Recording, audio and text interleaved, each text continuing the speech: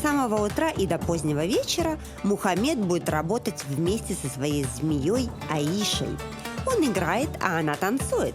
Так они зарабатывают деньги. Рядом с ним Алиме будет раскладывать карты Таро, предсказывая прохожим их судьбу. Конечно, за вознаграждение. В 2 шагах от них Исшак будет продавать воду из старого бурдюка. И все это в самом центре города. Вам может показаться, что для современного мира это странно или даже незаконно. Но нет, все они живут согласно законам. Законам Средневековья. Добро пожаловать в Марракеш! Это жизнь других.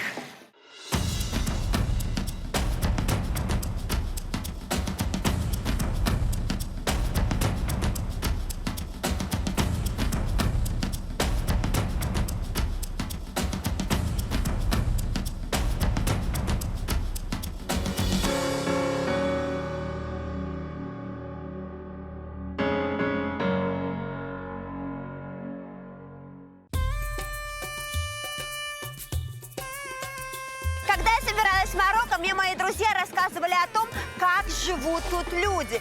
Кто в пустыне, кто на океане, кто в горах. И вот я приехала в Марракеш. И тут нет ни пустыни, ни гор, ни океана. Поэтому в том, как же они тут живут, сегодня мы разберемся сами.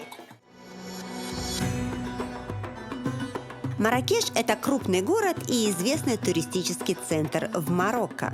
И если бы я родилась именно здесь, то могла бы появиться на свет в семье Усди. Тогда мой отец был бы владельцем сувенирной лавки в центре города, а я работала бы у него продавцом. Мы бы жили в старом доме, за который, кстати, могли бы выручить кругленькую сумму. А может, я жила бы в пригороде Марракеша в скромном доме Иднасар.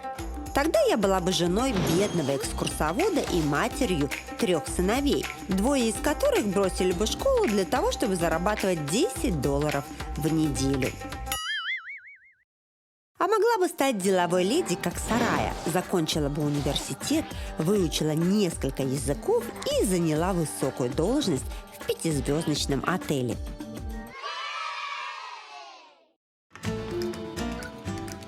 И вы наверняка заметили, что как бы ни сложилась моя жизнь в Марракеше, она совершенно точно была бы связана с туризмом. Этот город фактически только с него и живет, а это значит, что основная достопримечательность – это и основной источник заработка. Здесь таковой является центральная площадь. Тысячи местных жителей зарабатывают тут кто чем может. Кто играет на барабанах, кто гадает на картах, а кто заклинает змей. Спросите, почему я начала рассказ с нее? Да потому что все в Марракеше начинается именно здесь. А для некоторых жителей здесь начинается даже жизнь.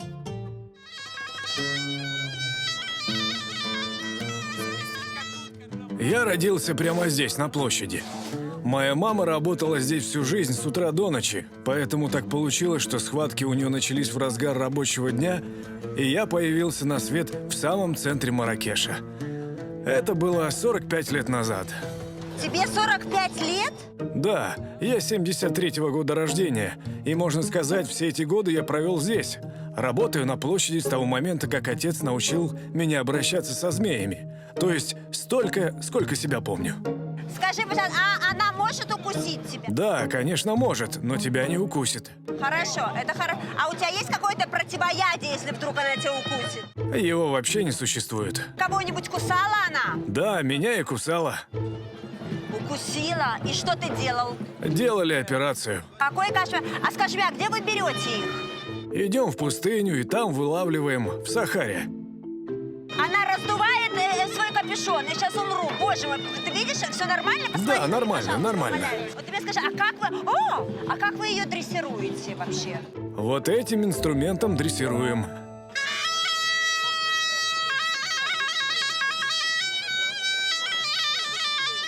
А ты мне скажи, когда ты дудишь на дудке, она как-то понимает и гипнотизируется?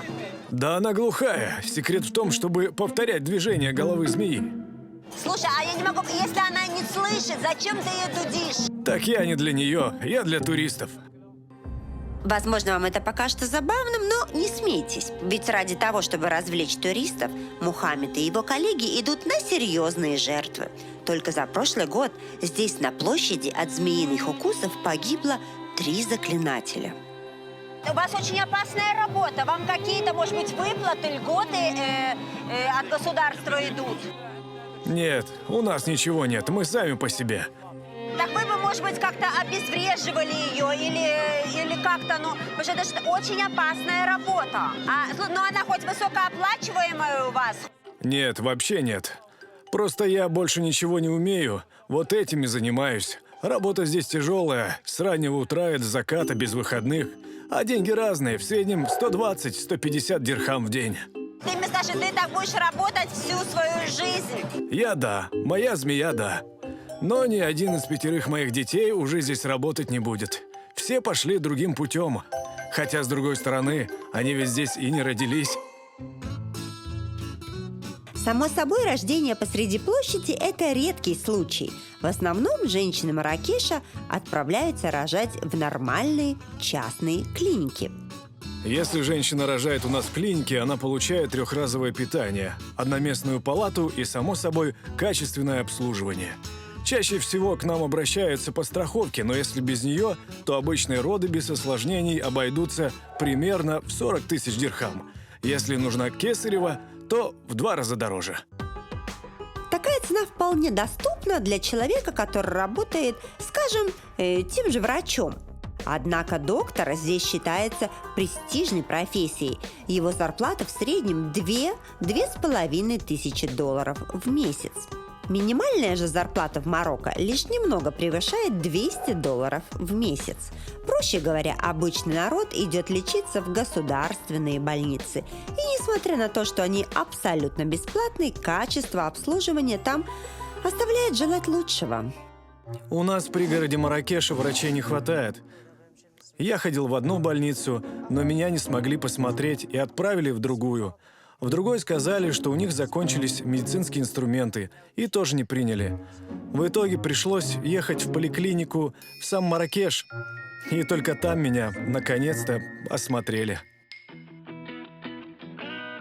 С детскими садами в Марокко все гораздо проще, чем с больницами. Государственных просто нет. Зато частных, как песка в пустыне. Выбирай не хочу. Стоят они от 80 долларов в месяц, а детей принимают с грудного возраста. Ведь с декрета марокканки выходит уже спустя 3 месяца. Детей марокканцы оберегают настолько, что садики чаще всего полностью закрытые. Я имею в виду, что даже игровые площадки, которые у нас на улице, здесь просто внутри здания. Или, как в этом саду, куда я решила зайти, на просторном балконе с высоким забором. Короче говоря, небо видно, значит улица. То есть это у вас такая детская площадка, где дети на улице, да, гуляют? Да, именно так. Из здания детки у нас не выходят вообще. Гулять на улицу они приходят сюда. Тут просто играют, веселятся и все такое. В общем, детки как детки проводят хорошо время. Но еще мы вместе с ними учимся выращивать растения. Вот видишь, это наш маленький огородик. Ну, а покажи мне, какие комнаты у вас. Конечно, пойдем. Ага, вот эта комната, да? Да, это общая комната для младшей группы до 3 лет. Здесь они и играют, и учатся, и рисуют, и едят тоже. Сколько человек у вас в группах? До 30 деток и по 2 взрослых на группу. Они проводят для детей разные занятия, показывают разные мультики и развивашки. Слышишь, двери закрываются и никаких мультиков, пока не доедите манную кашу. Кстати, а чем вас кормят детей? Тем, что родители с собой сложили. Детки у нас едят только свою еду. Видишь, у всех все разное. Вот у девочки хлеб с мармеладом и печеньки. Но это только утренний перекус. На обед родители забирают детей домой, а потом снова их привозят. И ближе к вечеру у них еще один перекус, который они тоже берут с собой. Домой идут? Какая оригинальная система у вас. И, наверное, родители как довольны этим. А там они что, спят? Да, это зона сна. Спят у нас только маленькие детки до 3 лет. Видишь, здесь все тоже свое. Каждый приносит свой матрасик и свое белье. Так им легче адаптироваться и уснуть. Постель каждый ребенок тоже заправляет самостоятельно. Так мы учим их быть ответственными. Также и с подгузниками они тоже учатся менять их сами. Но если не получается, то воспитатель, конечно же, помогает им. А у вас дети до какого возраста в памперсах ходят? Обычно до 3 лет. Потом переходят в старшую группу. После перехода в старшую группу в детском саду дети проводят еще 3 года, а потом попадают вот сюда. Как вы думаете, где я? Врачи? Больница? Роддом? Космическая станция? Нет, ничего подобного. Это обыкновенная учительская в школе, и это учителя. У нас в Марокко считается, что белый – это цвет, который несет положительную энергию и успокаивает. Поэтому все учителя, как, кстати, воспитатели в детских садах, носят белые халаты. После детсада в школу марокканские дети идут, когда им исполняется 6 лет. Причем в буквальном смысле идут, потому что детский сад и школа обычно находятся в одном здании. Наша система образования хороша тем, что дети учатся сразу на 2 языках, которые являются официальными в Марокко – французском и арабском. Учатся здесь 9 или 12 лет – это по желанию. Такого понятия, как классный руководитель, у нас нет. Если у ребенка какие-то проблемы в учебе, то с родителями связывается учитель конкретного предмета. А если родители сами хотят узнать о успехах своего чада, то должны пройтись по учителям и спросить у каждого отдельно. Большинство жителей Марракеша выбирают частные школы. В них классы меньше, а значит, внимание к ученикам больше. Стоит это удовольствие $100-200 в месяц. Платное образование доступно большинству, но не всем. Есть люди, которые не могут платить не только за частную, но даже за государственную школу. В прошлом году я бросил школу и пошел работать. Просто у моих родителей не было денег, чтобы купить книги и тетради. Точнее, у них было всего 200 дирхам, но этого хватит только на одного школьника. Так что я решил, пусть учится брат. Он умнее, у него больше шансов выучиться и поступить в университет. Чтобы поступить в марокканский вуз, ученик должен хорошо сдать выпускной школьный экзамен. А если он справился с ним на отлично, то имеет все шансы получить престижную профессию с хорошей зарплатой. Такими здесь считаются учителя, которые зарабатывают до $1000 в месяц. Инженеры с окладом до 2000, медики или юристы, у них примерно 2500. Это в среднем. И не поверите, сфера обслуживания, проще говоря, официанты, они здесь могут получать до $2000 в месяц. Конечно, это случаи редкие, но реальные. А если вы уже пакуете чемодан, чтобы ехать в Марракеш и устраиваться официантом, не спешите. Без специального высшего образования вас ни в какое приличное заведение на работу не возьмут.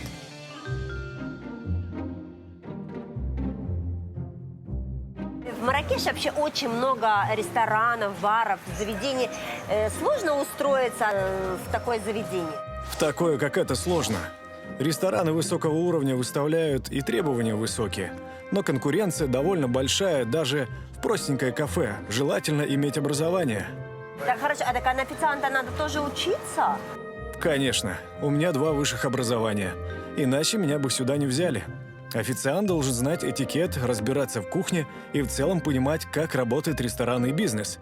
Ну и кроме того, я знаю 3 разных языка. Ну, так интересно, вообще во всем мире, чтобы быть официантом, на самом деле, можно просто прийти и со временем всему научиться. Я не знала, что здесь нужно иметь образование для того, чтобы быть официантом.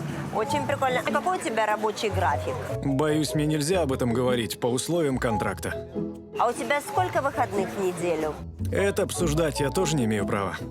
А скажи мне, вот чаевые, которые вы получаете, это они идут вам или как-то вы их должны тоже сдавать? Если мне нельзя говорить про график, думаешь, можно рассказать про чаевые? Это закрытая тема для обсуждения. Все, что я могу сказать, чаевые здесь хорошие. Бывает это больше зарплаты. А скажи мне, ну вообще профессия официанта, она престижная здесь? Эти люди обеспеченные, вот официанты, или, в принципе, ну, тебе не хватает на жизнь? В целом по городу официанты получают немного. Возможно, 5-10 тысяч дирхам в месяц – это с чаевыми. Но говорят, что в очень хороших заведениях может быть гораздо больше. Про себя я могу сказать так. Чтобы здесь работать, я приехал из другого города. Да уж, пожалуй, о профессии секретного агента узнать легче, чем о работе официанта в Марракеше. Я даже немного устала. Попробую задать еще один вопрос, и хватит. А скажи мне, а конкуренция у вас большая? Вот получить вот такую работу все же вот сложно? Нужно быть лучшим из лучших, наверное, да? Да, конкуренция довольно серьезная. Чтобы сюда попасть, как я уже говорил, надо высшее образование. Знание нескольких языков. Нужно хорошо пройти конкурс на место и испытательный срок. Это несколько месяцев.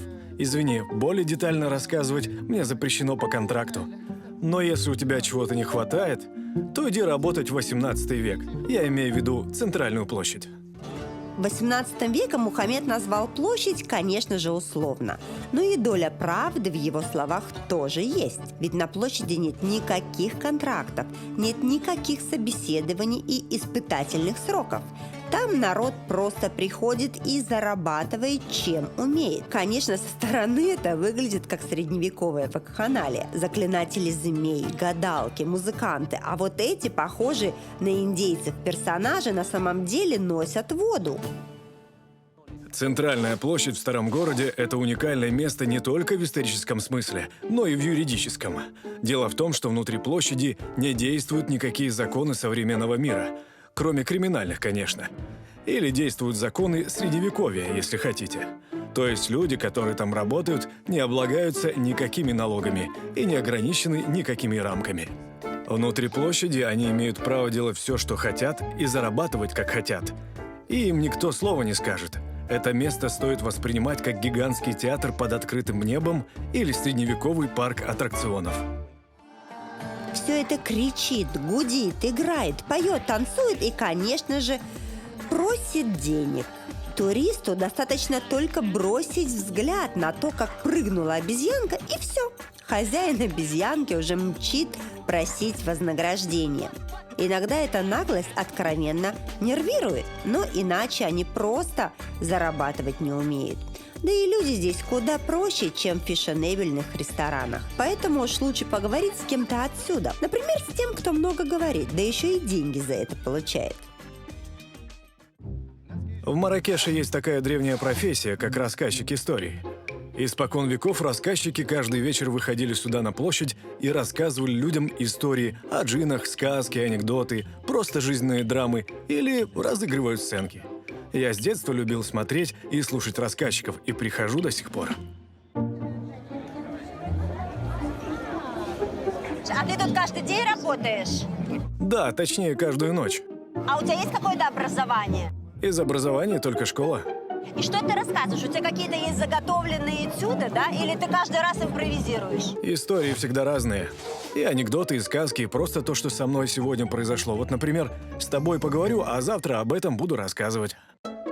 Кстати, смотреть и, конечно же, слушать рассказчиков приходят не столько туристы, сколько местные жители.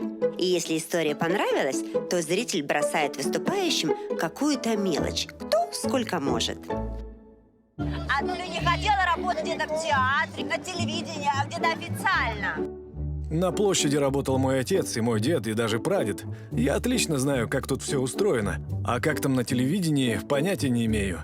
Здесь у меня нет никаких трудовых договоров или начальников. Я могу говорить, о чем хочу. Никто не указ. Например, если ты работаешь официально, то о деньгах говорить не принято. И я могу спокойно сказать, что зарабатываю 100-200 дирхам в день. Ну, скажи мне, тебе хватает этих денег на жизнь? С натяжкой, но хватает. Скажем так, я живу нормально. Ты на пенсию откладываешь? Смешной вопрос. Я не то что на пенсию, я вообще деньги не откладываю. Не получается. Да и вообще не знаю, кто откладывает. Я просто сразу знал, что буду работать всегда, и не будет у меня никакой пенсии. Хорошо, подожди. А на что тебе хватает вот этих денег на жизнь? На еду, там, я не знаю, на машину, детям образование, одежда. На что тебе хватает этих денег? На все хватает. У меня жена, 2 детей, оба учатся в школе. Кроме того, мы арендуем квартиру в пригороде. Я бы сказал, что мы живем как обычная средняя семья. Жена работает или нет? Нет, не работает. Она занимается домашним хозяйством и детьми. А ты хочешь, чтобы твои дети пошли дальше учиться в университете, получали высшее образование? Ну, то есть ты не хочешь, чтобы твои дети тут выступали, тоже были рассказчиками на улице? Нет, не хочу. Да и они сами не хотят. Мою работу нельзя назвать престижной. Я надеюсь, у них уже будет что-то получше, и они смогут себе позволить и на пенсию откладывать, и дом в хорошем районе купить. Про дом в хорошем районе города Хасан заикнулся неспроста. Ведь многие люди, которые работают здесь, на площади, каждый день приезжают в Марракеш из пригородов. И как именно живут в окрестных деревнях, я решила посмотреть лично, заглянув в гости к Фатиме, которая живет в скромном доме с мужем и 3 детьми. Ой, ой, боже, темнота, ничего не вижу. Капец. Так, что это тут такие стены бетонные? Да. Бонжур. Бонжур. Боже, вы уже так как будто ждете меня. Но людям сказали, что сейчас придем. И интересно посмотреть, как вы тут живете. Давай я тебе все покажу. Давайте. Только чайников у вас много. Чай, наверное, постоянно пьете, да? Я поняла. Ну что, вот газовая плита. А где вы едите? Здесь за столом и готовим, и едим. А что у вас на обед?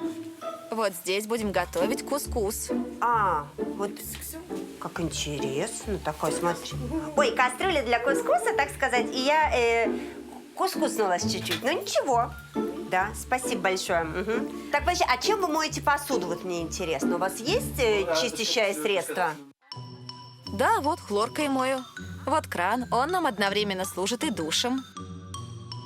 А где у вас ванная? Можно посмотреть? Там, пойдем, я покажу. Так, ну и где? Вот здесь. Это что? Это ванна? Ну да. А это что? Это туалет? А как это туалет? А шторки нет у вас? Есть одна на душе туалет. То есть, подожди, то есть ты ходишь в туалет со шторкой? Да. Как оригинально, я хочу вам сказать. Так, хорошо, а это душ тут, вода. Вы набираете воду где-то в другом месте, да? Да, это то, о чем я говорила. Мы протягиваем шланг из кухни. Интересно, господа. А где вы спите? Комната, где Фатима с мужем спят, оказалась очень скромной. Одна кровать, шкаф без дверей и окно без стекла. А еще здесь очень холодно. Ну, тут так у вас свежо. А как вы зимой тут спите? Тут, наверное, живете очень, наверное, холодно у вас. Во-первых, потолок в холле мы перекрываем и становится теплее. А во-вторых, спим в теплых пижамах. Вот они у меня. Теплые пижамки, да? Потому что я стою, у меня уже ноги, прям вот даже ноги тут замерзли. А дети где спят? С вами тут? У них отдельная комната. Они в школу ходят? Только младший, ему 6. А старшим сколько лет? 14 и 18. Они не хотят учиться. Оба работают, замешивают глину для изготовления тарелок. Но они с этого имеют какие-то деньги? Да, они получают по 100-150 дирхам в неделю. А муж чем занимается? Он гид. Ездит в Марракеш или здесь по окрестностям водит экскурсии. Сколько муж зарабатывает в месяц у вас? В месяц не знаю. В день бывает 10 дирхам, бывает 20, когда как. А вы платите что-то за это жилье?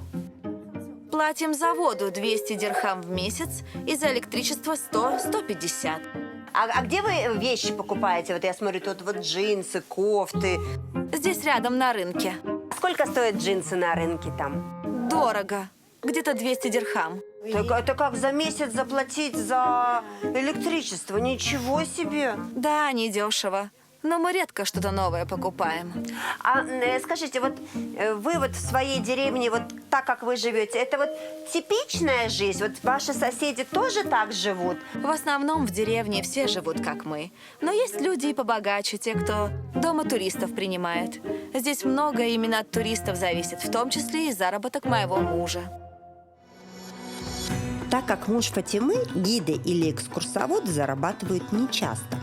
Можно сказать, что это самый низкий уровень заработка на такой профессии. Они просто стоят рядом с какой-то достопримечательностью и предлагают что-то рассказать туристам. Или же сразу рассказывают, а потом требуют заплатить. Поэтому и заработок, как вы понимаете, невысокий и нестабильный. Однако Марракеш удивляет тем, насколько большим может быть разброс зарплат в одной профессии. Если простой уличный гид получает 50-100 долларов в месяц, то сертифицированный экскурсовод в хорошем месте может зарабатывать и 2000. Однако эта информация непроверенная, потому что, как я уже поняла, чем лучше у марокканца зарплата, тем меньше он хочет о ней говорить. Например, когда я задала вопрос о заработке Ахмаду, который работает гидом в одном из самых известных мест города, Саду Мажарель, он мне ответил вот так. Это место одно из самых популярных мест не только в Марракеше, но и в Марокко. Назван Сад Мажарель был в честь его создателя, французского художника Жака Мажареля, который переехал жить в Марокко в начале прошлого века и посадил целый сад растений, собранных со всего мира. Посмотри, какая красота посреди пустыни. Окей, я все это поняла. Одну секундочку. Ты давно работаешь тут? Уже 2 года, и я каждый день горжусь, что я являюсь частью такого прекрасного места. Вообще сложно стать гидом вот твоего уровня здесь, в Марракеше, и проводить экскурсию вот в этом саду? Конечно, очень сложно, нужно постоянно учиться. Знать историю не только этого места и Марокко в целом, но и разбираться в ботанике и даже в истории моды. Ведь долгое время садом Мажарель владел знаменитый модельер Ив Сен-Лоран. Кроме того, обязательно знать несколько языков, ну и высшее образование, конечно. Ну скажи, то есть, гиды вообще тут обеспеченные люди? Вот ты получаешь как, зарплату за месяц или за каждую экскурсию? И вообще, сколько у тебя в день экскурсий бывает? Не могу сказать точно. И экскурсии всегда разные, и их количество и от сезона зависит. Бывает, какие-то растения цветут. У нас здесь есть прекрасный сад роз, прекрасное место. Сколько в день у тебя бывает экскурсий? Всегда по-разному. Бывает много, бывает мало. Но все любят смотреть и фотографироваться с домом Жака Мажареля. Он полностью синий. Этот цвет, кстати, назван в его честь. Ну скажи мне, а вот гиды в Марракеше обеспеченные люди? Вот скажи мне. Ну, разные бывают. Есть кто-то очень хорошо себя чувствует, есть наоборот. Многое зависит от желания развиваться. Знаешь, вот, например, модельеры тоже есть неизвестные, а есть Ив Сен-Лоран. Как видите, я сделала все, что могла. Боюсь, конкретные цифры от моего нового друга я услышу только, если спрошу о исторических датах. Но кое-что интересное Ахмад мне все-таки рассказал. От него я узнала о необычной марокканской архитектуре жилых домов, которые называют риады. С виду они простые, но уникальны по своей сути. Сейчас большинство жителей Марракеша живут в современных квартирах или коттеджах. Но еще 50 лет назад местные строили риады. Познакомиться и напроситься в гости к семье, которая живет в таком доме, труда не составило. А вот найти какой-то адрес в старом районе города – это задачка посложнее, потому что такси сюда точно не довезет. Если человек живет в историческом центре города, то про собственное авто ему лучше забыть. В лучшем случае вот мопед, потому что на авто тут никак не проедешь. Поэтому паркуешь его, бог знает где, и идешь пешком, ищешь. Вот этот дом, вот как тут можно найти? Вот смотри, вот где? Как? Куда идти?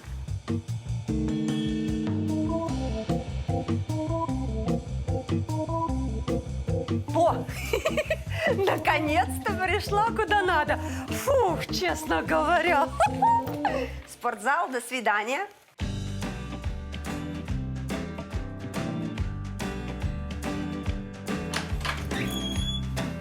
Hello. Привет. Заходи, чувствуй себя как дома. Очень приятно. Вот пришла к вам в гости. Да? Можно? Слушай, тут такой как будто дворец. Так, сейчас посмотрим, что у нас тут. Тут, простой туалет. Так, что вот это у нас такое? Ага, это шкафы с вещами просто. Прекрасно. Ой, тут такие, видишь, окна с витражами. Темная спальня. Что, столько дверей? Знаешь, как будто это какой-то замок или гостиница. Так, это что? Это второй туалет. Ой, слушай, тут такой холл. О, hello. О, видишь, сидит человек в тишине, отдыхает. Такая заула, не побоюсь этого. О, hello, hello. Самое интересное, что все стены и пол все в плитке. Ремонт, очевидно, свеженький видно, а двери красивые, старые. Ох, я так вот это обожаю. Ага, это кухня. О, а вот эти вот таджины, видите, у них есть в каждом доме. Ну, это как у нас, я не знаю, там в горшочках мы вот делаем картошечку с мясом. Вот тут есть вот таджины такие. О, так тут еще и второй этаж, представляете? И все в плитке. Слушайте, ну красота какая, а? Честно говоря. А крыша, видите, закрыта, то есть спасает от солнца. Как видите, Риад – это двухэтажный дом с большими комнатами практически без окон, но светлым и просторным двором внутри, который не имеет крыши. То есть по форме Риад напоминает квадратный колодец. У вас очень красивый дом. Вы давно в нем живете? 60 лет. Его построил мой отец. А, я поняла. А сколько метров ваш дом? Он прямо огромный. 200 метров. 200 метров. А скажите, а дорого стоят коммунальные услуги в таком большом доме? За все про все получается 600-700 дирхам в месяц. А вам помогают, наверное, уже дети, да? Потому что вы же уже пенсионного возраста. Да где там? Я до сих пор работаю. У меня небольшая сувенирная лавка в центре. С этого и живем. А сын работает у меня продавцом. Я, насколько знаю, в Марракеше вот такие дома, как у вас, часто сейчас выкупают для того, чтобы делать гостиницы, делать бизнес, рестораны. Вам предлагали деньги для того, чтобы выкупить ваш дом? Да, предлагали. Но я его в жизни не продам.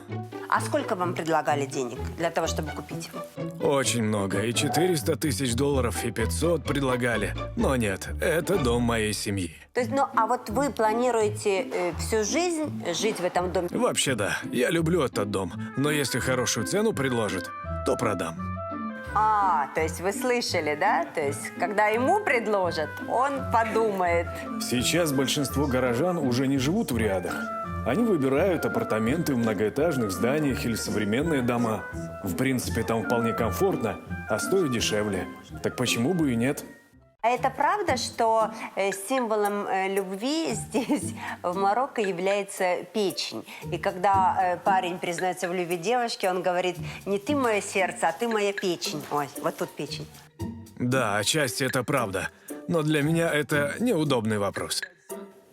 Ну, хорошо, ладно. То есть это, наверное, это очень личное. Знаешь, когда речь заходит про печень в Марракеше, это очень личное. Поэтому на эту тему мы разговаривать не будем. А сложно в Марокко вообще вот иметь свой бизнес? Вот у вас есть свой магазин. Вот сложно его открыть? Открыть очень тяжело. Например, недавно в старой части города продавался магазин размером, как эта комната, за $500 000. Ничего себе, так дорого! С ума сойти. А сколько вы платите налоги? Зависит от прибыли. Ты раз в год должен принести отчет по доходам, и в зависимости от этого тебе начислят размер налога. Ну, прибыль же можно спрятать, и можно сказать не все. Да все, в общем-то, так и делают. А скажите, почему сюда так сильно любят приезжать иностранцы, звезды Голливуда? Потому что у нас прекрасно. Архитектура, пальмы, всегда голубое небо. И сервис хороший, и цены невысокие, и еда вкусная. Да взять даже наши сувениры, таких нигде в мире нет. В Марракеше прекрасно продаются кожаные изделия. Куртки, плащи, ремни, сумки, обувь. На любой вкус. И все это можно приобрести в магазинах, на рынке, где угодно. Но за всей этой кожаной красотой стоит производство. И пахнет это производство, я вам скажу, еще более скверно, чем выглядит. Как здесь работают люди и почему они работают в таких условиях в 21 веке, я решила расспросить у одного из них. А сколько тут человек работает у вас? Здесь каждый колодец принадлежит какому-то владельцу. И он уже сам нанимает рабочих, поэтому могу сказать только примерно где-то 800 человек. 800 человек, ничего себе. А сюда к вам приходят на работу люди, которые уже обучены, или с нуля вы учите всему? Чаще всего отцы приводят своих сыновей и сами их учат. Но даже если новый человек придет, то здесь ничего сложного нет. Любой легко научится. Просто надо вымачивать кожу, чистить и красить. А если кто-то хочет, может сам прийти, арендовать колодец и научиться. А сколько стоит аренда колодца у вас? 1000-1500 дирхам в месяц. Ага, то есть и уже сам предприниматель платит вот этим людям, которых нанимает? Да, так и есть. Рабочие зарабатывают здесь от 50 дирхам в час. Владельцы, конечно, больше. У них прибыль 4-5 тысяч дирхам в месяц. Почему вы не хотите автоматизировать производство кожи, а вот таким вот старинным методом все вот вручную в колодце делаете? Ну, во-первых, честно сказать, запах вы слышите? Вы не слышите запах, да? Ну, тут как бы вот оператор мой весь увешанный в зарослях мяты. Ну, я вот стою, как могу. То есть, ну, не хотите автоматизировать тут ничего? Нет, я запах уже давно не слышу. А не автоматизируем, потому что это натуральное производство. Тут никакой химии нет. Марокканцы испокон веков обрабатывали кожу голыми руками, и мы хотим, чтобы продолжали так делать. А за то, что мы храним традиции, государство не облагает нас никакими налогами. Все, кто здесь работает, ничего в казну не платят. То есть чистая прибыль? Да. Я так понимаю, что вы тут зарабатываете не только на производстве кожи, а и на туристах. К вам приходят туристы и платят деньги, чтобы увидеть своими глазами это все, правильно? Это так. Но никакого входного билета покупать не надо. Туристы просто дают кто сколько захочет. Точнее, они в любом случае что-то дают, потому что иначе мы их не пустим. Можешь назвать это чаевыми. Здорово. А сколько за день приблизительно может насобираться чаевых? Может быть 1000 дирхам, а может быть ничего. Но мы все деньги от туристов складываем в общую кассу и вдруг что, помогаем друг другу. Если там заболел кто или еще что-то случилось. Ну скажи мне, ведь это же очень, мне кажется, вредная профессия. Вот смотри, вот он стоит целый день по пояс в воде. Это же вредно, он может заболеть. Да нет, все нормально, он же в сапогах. Но сапоги я вижу, но у него руки в воде, у него попа в воде, все в воде. Да нормально ему, хочешь, спроси сама. Каждый день в 6 утра я прихожу сюда работать. Работаю до 12 часов дня и иду домой, потому что потом становится очень жарко. Так 6 дней в неделю. Платят неплохо. Я имею 2-2,5 тысячи в месяц. А еще не понимаю, почему эту работу называют вредной. Лично я не помню, когда в последний раз болел. Ну, в прошлом году был насморк. Несмотря на экологичность и, как говорят местные, практически полезность такого производства, женщину на подобной работе не встретишь. Да и вообще Марокко разрушает все стереотипы об отношении мусульманских стран к женщинам. В хорошем смысле. У женщин здесь приоритетное положение. Лучше всего это заметно по законам, которые касаются разводов Марокко. Согласно законам Марокко, после развода алименты всегда платит мужчина. Не имеет значения, какая была причина развода. Не имеет значения, сколько он зарабатывает. Это может быть и в 10 раз меньше, чем зарабатывает женщина. Платить должен он. Даже если бывший муж вообще не работает, и даже если у них нет детей, он все равно будет платить женщине после развода. А если мужчина еще и был замечен в измене, то может и в тюрьму попасть на несколько месяцев. Ну и, естественно, как в любой цивилизованной стране, двери образования для женщин всегда открыты. Да и карьерная лестница не ограничивается первым этажом. Женщина может стать и бизнесвумен, и мэром города, и топ-менеджером в 5-звездочном отеле, как моя знакомая Сорая. Слушай, вот скажи, мне вот просто вот интересно, ты занимаешь такую высокую должность. Сложно женщине ее здесь, в Марракеше, вообще получить? Раньше было сложно, а сейчас, точно не сложнее, чем мужчине. Если ты хорошо работаешь, то и шансы попасть на высокую должность у тебя высокие.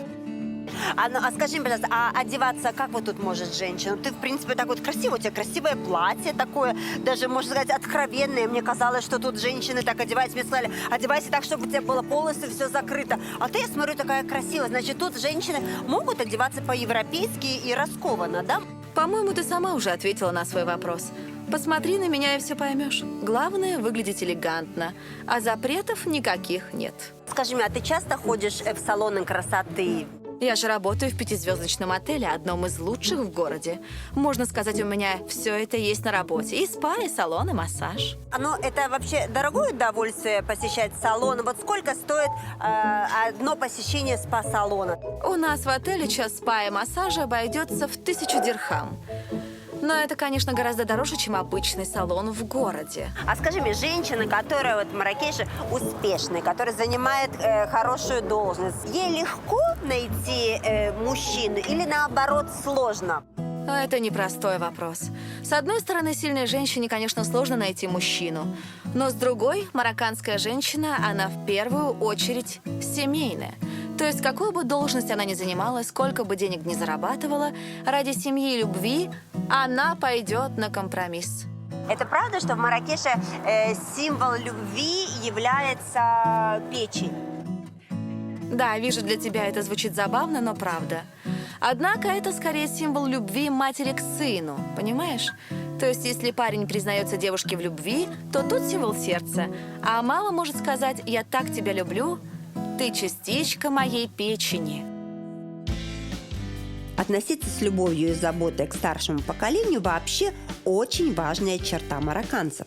Каждый считает своей обязанностью помогать пожилым членам семьи, насколько это возможно. Но чтобы разузнать о судьбе марокканских пенсионеров подробнее, я снова отправилась на главную площадь города. Ведь, как говорят местные, все начинается и все заканчивается на площади Джема-эль-Фна. Чтобы узнать, правда ли это, я познакомилась с Алялем, который проработал на ней всю жизнь, разливая туристам марокканский чай. Я так понимаю, что вы действующий пенсионер, который работает, правильно? Скажи, что я плохо слышу, и у меня нет пенсии. А, здесь. А это ваш внук? Нет, он мой отец. А, это сын? А сколько тебе лет? 21. 21? А сколько вам лет тогда? Ему 65. Он плохо слышит. А так скажите, то есть вы сейчас на пенсии все равно работаете? Почему вы работаете? Вы же можете дома отдыхать. Да он не работает уже, я работаю. А чем ваш отец занимается на пенсии? Я понимаю, что он плохо слышит. Чем он занимается на пенсии? Приходит сюда и сидит с нами. Больше ничего и делать не хочет. Он тут 50 лет работал. А вам пенсию какую-то государство платит? Нет, ничего ему не платят. Пенсию получают только военные и служащие. Вообще это редкость. Я больше скажу, я инвалид с рождения. Мне тоже ничего не положено. То есть я правильно понимаю, что отец ваш работает тут уже 50 лет, еще до вашего рождения, и теперь он на пенсии, и вы будете продолжать его дело, да? Да, и я, и мои дети. Мы здесь родились. Мы здесь и работать будем до самого конца. Это, пожалуй, и есть то, что объединяет всех марокканцев. Кем бы они ни работали и сколько бы ни зарабатывали, каждый из них всю свою жизнь в первую очередь надеется на себя самого.